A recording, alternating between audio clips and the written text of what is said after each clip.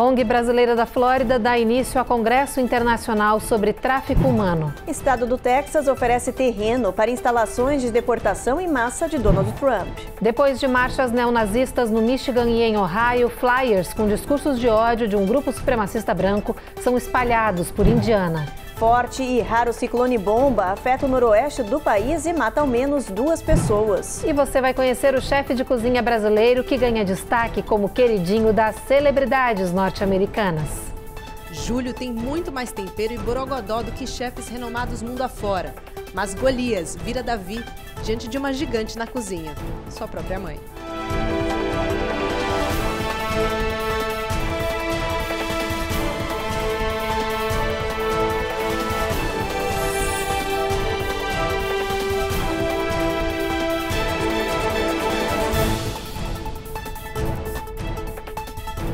Olá, boa noite.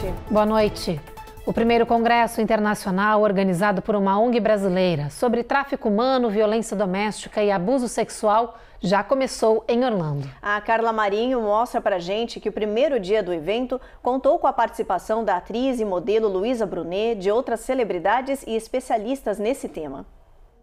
O tráfico humano foi o tema abordado pelos palestrantes no primeiro dia do Human X 2024. Precisa implementar a prevenção e é isso que eu e minha esposa Joana, a gente quer muito poder contribuir, até porque a gente tem, né, a minha irmã está desaparecida há mais de 20 anos, eu sei a dor que é de ter, né, algo na sua família. Então, assim, para as coisas mudarem, é muito importante a gente entender que precisa mudar leis, precisa mudar a mente das pessoas, elas precisam olhar para isso e falar assim, ó, isso é importante. É global e é pouco falada, né, por uma série de motivos, né? Acho que alguns dos motivos é a falta de informação, né, é a falta de você conseguir realmente checar os números e falar, olha, são realmente tantos casos. Para o ativista americano Thomas Lares, é possível sim acabar com o tráfico humano, mesmo que seja salvando uma vida por vez.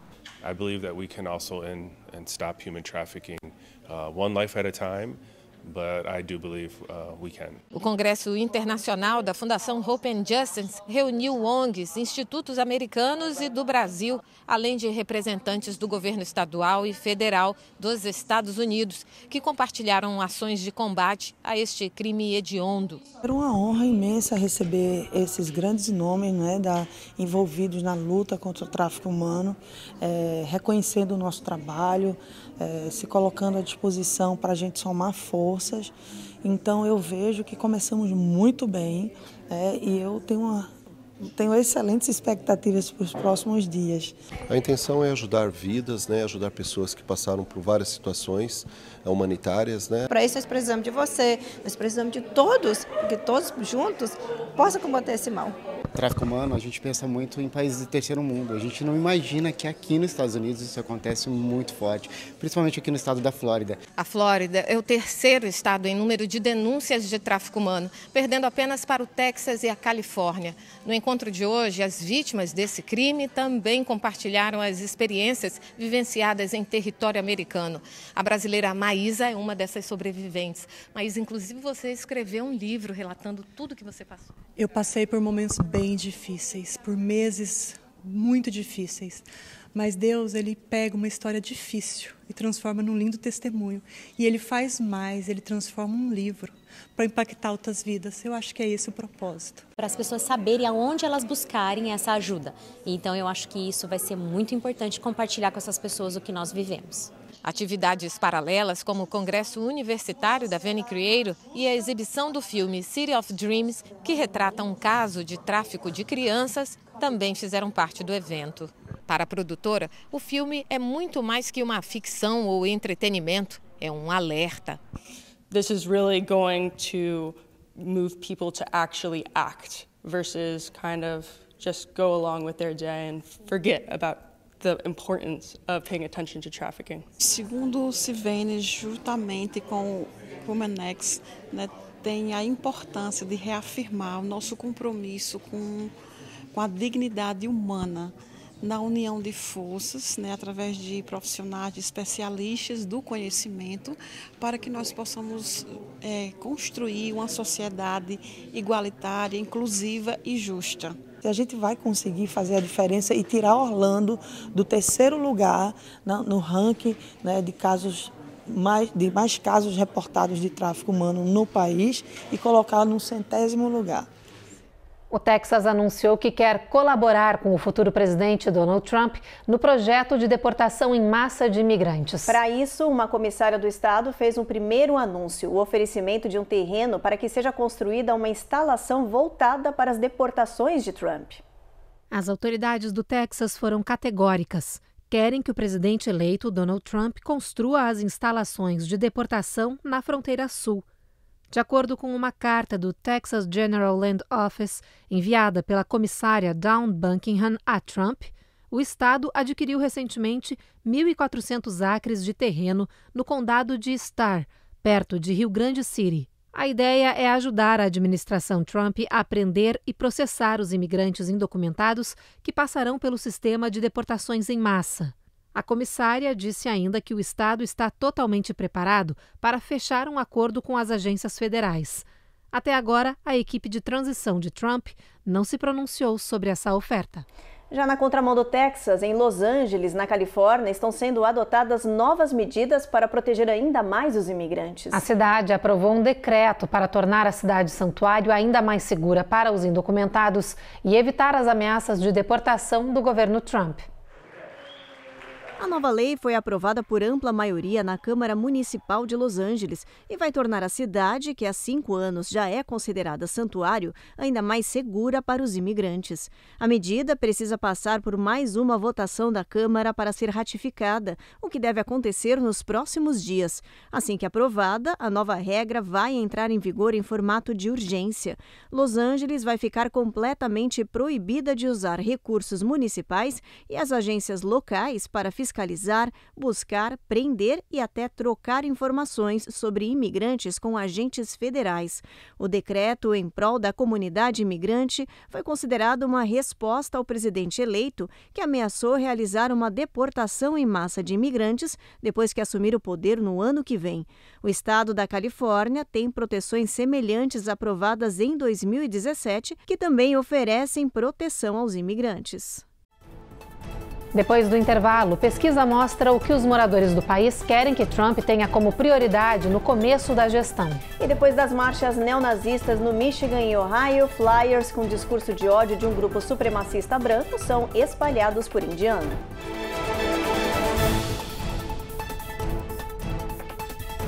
Américas no ar. Oferecimento.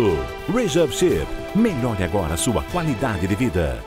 Uninter, a melhor faculdade para brasileiros nos Estados Unidos. Acesse uninteraméricas.com e inscreva-se já. Ih, ô Evelyn, tá distraidão aí, tá vendo? Ih, que vacilo. Por que você não aproveita esse momento então para se inscrever aqui no canal, dar aquela curtida e deixar um comentário gostoso? A gente vai adorar, não esquece, né? Ativa o sininho, hein? Ativa o sininho.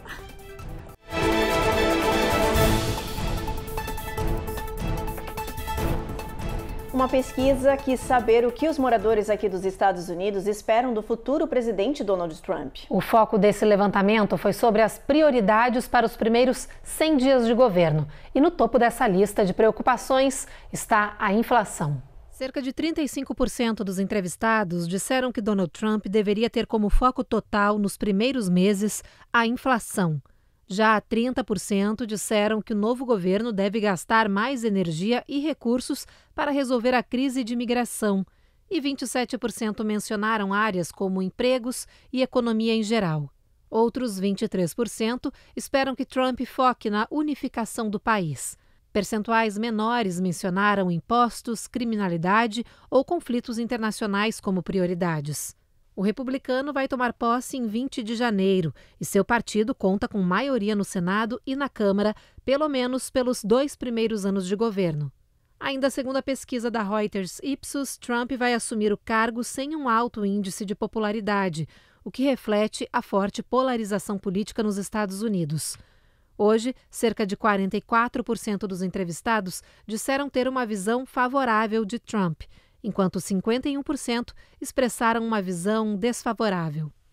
Depois das marchas neonazistas em Ohio e no Michigan, foi a vez de folhetos do grupo supremacista branco KKK aparecerem no país. Os flyers do Ku Klux Klan foram espalhados em pelo menos 6 cidades de Indiana, em áreas residenciais. Os papéis continham mensagens de ódio contra imigrantes, alertas de perseguição e deportação em massa. As mensagens, claro, surpreenderam e assustaram os moradores da região, que chamaram elas de ofensivas. A polícia abriu uma investigação. Em Nova York, 4 alunos da Universidade de Rochester que espalharam flyers e cartazes antissemitas no campus foram presos por crime de ódio. A universidade disse que autoriza protestos e livre expressão, mas não a perseguição direta a membros da comunidade. As manifestações aconteceram na esteira dos últimos e polêmicos eventos registrados em Ohio e também no Michigan. Na última semana, você lembra, a gente mostrou aqui, foram flagradas marchas neonazistas com bandeiras com a suástica nazista, sem intervenção da polícia ou das autoridades. Mudando de assunto, uma história triste envolvendo 2 brasileiras parece ter virado uma novela sem fim. Depois de terem as malas trocadas em São Paulo e acabarem presas por engano e liberadas na Alemanha, as 2 parecem ter ficado marcadas. Elas estão vivendo um novo pesadelo. Um novo capítulo dessa história aconteceu agora, quase 2 anos depois desse episódio horrível. As amigas não conseguiram entrar nos Estados Unidos. Elas tiveram o visto cancelado por causa dessa confusão em que foram acusadas injustamente de tráfico de drogas. Foi no aeroporto que as brasileiras Kátina Bahia e Jeane Paulini descobriram que o visto dos Estados Unidos tinha sido cancelado. Indignadas, as amigas desabafaram nas redes sociais. Deixa eu contar para vocês mais uma vez o que aconteceu. Em função da prisão injusta, mais uma vez somos vítimas e os Estados Unidos cancelou os nossos vistos. Já tem quase 2 anos que nós fomos presas na Alemanha devido ao golpe da mala, devido à falta de segurança no despacho de bagagem no aeroporto de Guarulhos. O caso aconteceu em 5 de março de 2023. As 2 goianas tiveram as bagagens trocadas por outras com drogas no aeroporto de Guarulhos. As câmeras de segurança do terminal flagraram um funcionário fazendo a troca. Quando elas chegaram na Alemanha, foram presas por tráfico internacional de drogas. As 2 acabaram detidas por 38 dias, até que toda a confusão foi esclarecida e as brasileiras libertadas. O problema é que elas ficaram marcadas por esse episódio injusto. Quase 2 anos depois, elas temem que sejam barradas em outras viagens internacionais, igual ao que aconteceu agora nos Estados Unidos. Para vocês terem uma ideia, nós estamos aqui nos recuperando, planejando as nossas viagens, retomando as nossas vidas, curando as cicatrizes, que são várias camadas que foram afetadas. E aí pagamos tudo, deixamos tudo organizado há mais de 6 meses e mais uma vez uma frustração em função da vulnerabilidade e da baixa segurança no aeroporto de Guarulhos. A seguir, golpistas estão burlando QR Codes de estacionamentos e roubando a população. E tem uma notícia de saúde, com uma pesquisa que mostra que 1 em cada 3 pacientes pós-cirúrgicos apresentam reações ou complicações nos Estados Unidos.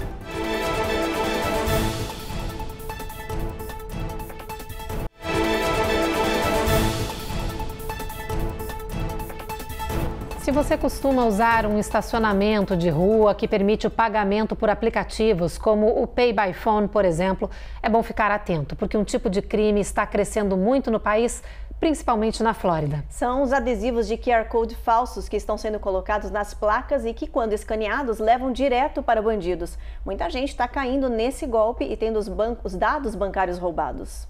O que parece ser um QR Code normal e seguro pode esconder um esquema fraudulento que já prejudicou centenas de pessoas no país.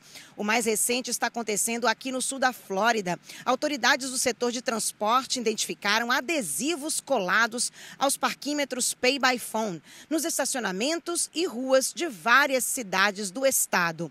Quando escaneados, esses QR Codes levam para sites falsos e ladrões acabam roubando todas as informações bancárias do usuário. Infelizmente eu não sabia disso, eu fiquei sabendo agora que vocês me informaram, mas eu acho um absurdo e as pessoas têm que ter um certo cuidado, sim, porque isso aí não pode acontecer. Nem sabia desse golpe. Só em Fort Lauderdale, esses símbolos falsos foram encontrados em 7 regiões diferentes.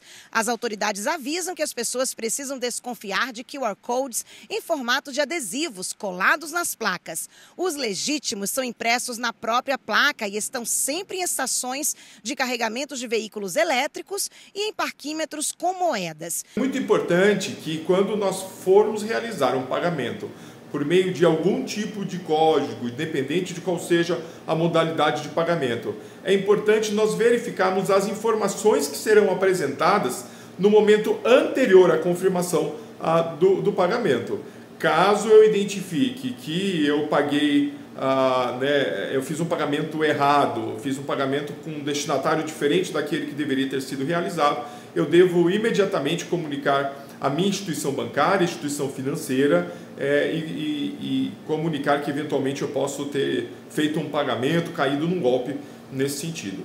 É muito importante tomar cuidado porque os criminosos eles estão atentos tanto no mundo real quanto no mundo virtual. Existem hackers que invadem sites, lojas virtuais, por exemplo, e alteram esses códigos de pagamento para justamente direcionar o pagamento, direcionar essas transações de modo indevido. Se você encontrar uma máquina dessa suspeita, denuncie pelo site oficial da cidade ou no departamento da polícia local. Tem que tomar uma providência, né? Alguma coisa deve ser feita para descobrir e acabar com isso, né? Sabe como os jovens adultos se informam e acompanham as notícias aqui nos Estados Unidos? Um levantamento descobriu. É através dos influencers. Esse estudo indicou que pelo menos 1 em cada 5 pessoas acompanha as notícias assim, pelas redes sociais.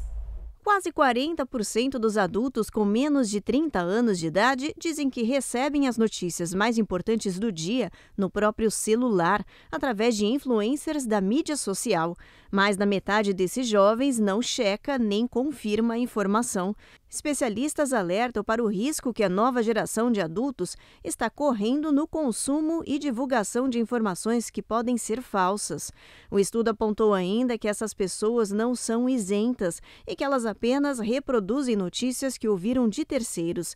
A pesquisa lembra que jornais possuem profissionais treinados, com editoriais rigorosos, fontes confirmadas e que estão sob o crivo de processos se mentirem, algo que os influencers não sofrem. Um novo estudo apontou um dado grave e preocupante aqui nos Estados Unidos. Os erros médicos, pelo menos 1 em cada 3 pacientes pós-cirúrgicos apresenta reações adversas e 1 em cada 5 complicações. Apesar de décadas de alerta das autoridades por maior segurança a doentes em hospitais nos Estados Unidos, o país continua enfrentando o problema grave de erro de atendimento médico. Um novo levantamento apontou que essa situação é crescente no território americano. Os hospitais e agentes de saúde não fizeram progresso em relação a este tema nos últimos anos. Atualmente, mais de 1/3 dos doentes internados apresentam eventos adversos relacionados a cuidados e pelo menos 1 em cada 5 apresenta complicações graves. O estudo avaliou 1.009 pacientes cirúrgicos. Desse total, 383 apresentaram complicações e 160 tiveram problemas sérios ou fatais. Em 60% dos casos, eram evitáveis. O tipo mais comum de complicação nos pacientes pós-cirúrgicos foram as infecções, em alguns casos graves e até com ameaça à vida.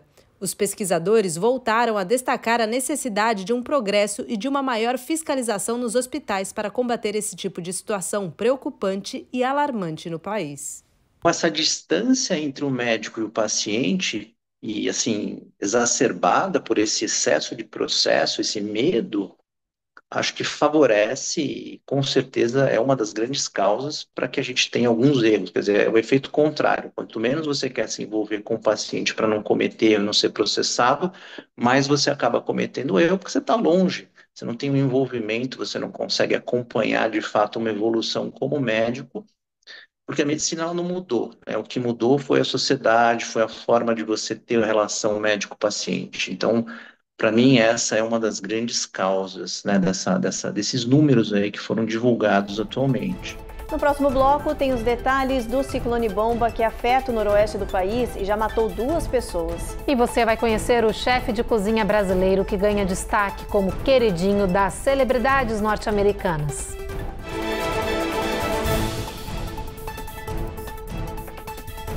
Américas no Ar. Oferecimento Rejab Ship. Melhore agora a sua qualidade de vida. Uninter, a melhor faculdade para brasileiros nos Estados Unidos. Acesse uninteraméricas.com e inscreva-se já.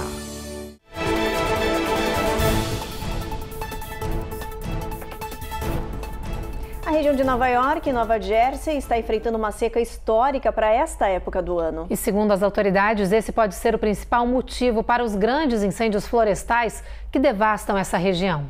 Tropas do Corpo de Bombeiros de ambos os estados e também de regiões vizinhas estão tentando de tudo para controlar as chamas, mas apesar do árduo trabalho, há pouco avanço. Um alerta oficial de seca extrema está em vigor nessa parte do país há quase um mês.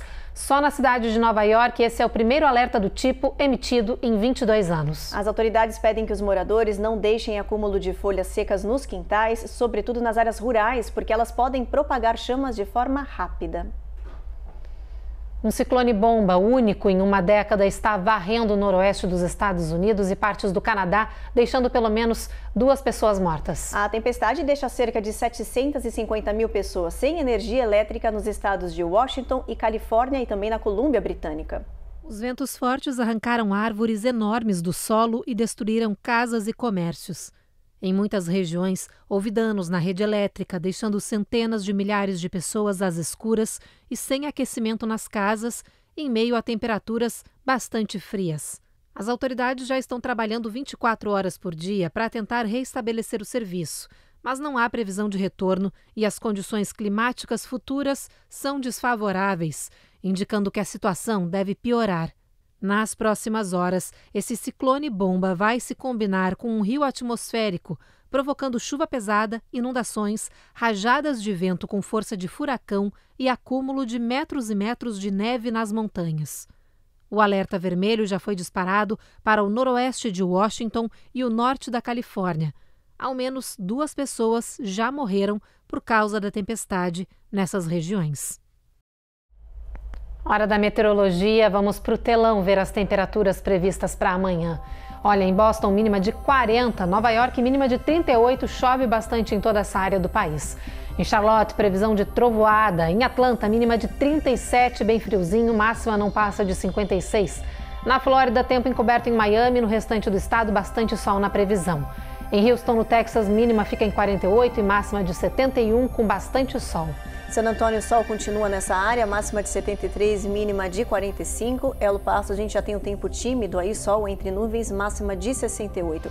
Albuquerque, mínima de 32, sol entre nuvens também. Phoenix, o mesmo cenário, máxima de 80, mínima de 49. Los Angeles, tempo encoberto. Las Vegas, também tempo encoberto, com mínima de 40, máxima de 66. E São Francisco, olha, já tem previsão de chuva ao longo do dia, mínima de 57, máxima de 64. Agora a gente vai mergulhar no mundo da gastronomia, conhecendo a história de um chefe brasileiro que ganha cada vez mais destaque aqui nos Estados Unidos. E não é só pelo tempero da nossa comida. É que o Júlio, que gravou uma entrevista exclusiva com a Eloá Orazen, caiu no gosto de gente poderosa. Sucesso é uma receita complexa, de cocção lenta, que cada um faz a gosto.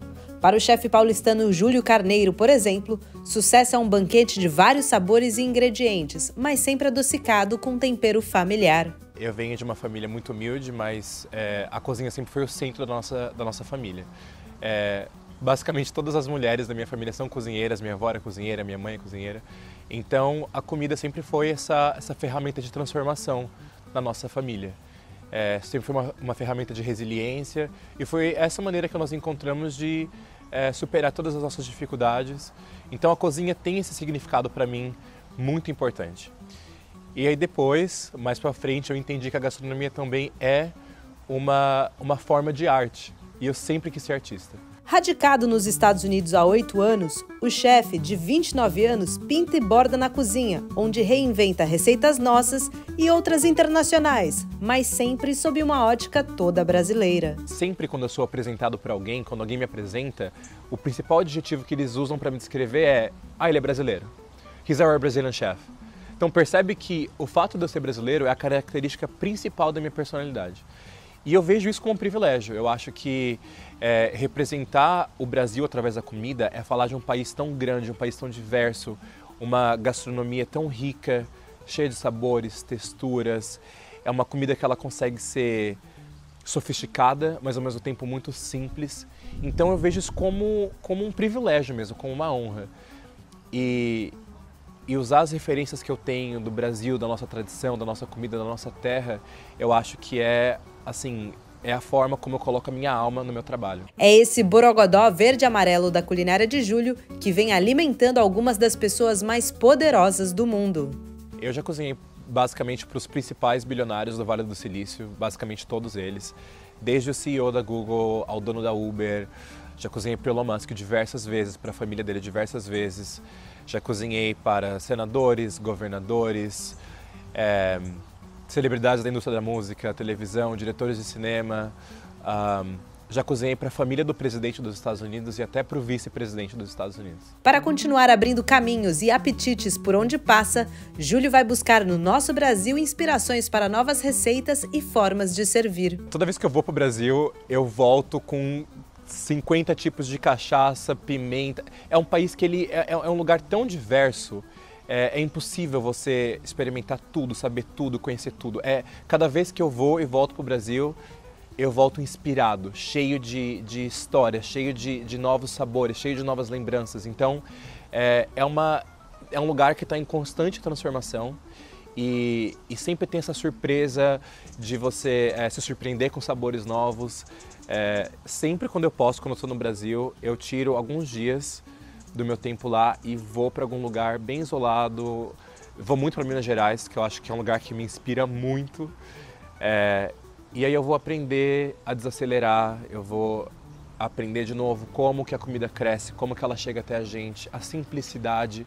E eu acho que também o que eu aprendo muito no Brasil é a hospitalidade, como você tratar as pessoas, como você receber bem as pessoas, como você fazer a pessoa se sentir especial. Formado em gastronomia no Brasil, pós-graduado nos Estados Unidos e com MBA completo na área de gestão de negócios de alimentação, Júlio tem muito mais tempero e borogodó do que chefes renomados mundo afora. Mas Golias vira Davi diante de uma gigante na cozinha, sua própria mãe. Eu posso ter feito faculdade, especialização, pós-graduação, MBA, mas o arroz e feijão da minha mãe é impossível de se recriar, continua sendo melhor, não adianta. Comida de mãe é comida de mãe. Muito bem, como se diz, pegando a galera pela barriga. Pelo estômago, literalmente, né? Literalmente. A gente vai provar ainda, já pensou pegar? A Eloá que deu sorte, que tava ali, deve ter beliscado com certeza, eu também queria. Lindo ver o Júlio trabalhando com toda... conquistando todo esse espaço, parabéns. Incrível, parabéns. Bom, e é com essa reportagem que a gente encerra o Jornal Américas no ar de hoje. A gente espera vocês novamente amanhã e você fica agora então com mais um capítulo de O Rico e Lázaro. Boa noite. Boa noite.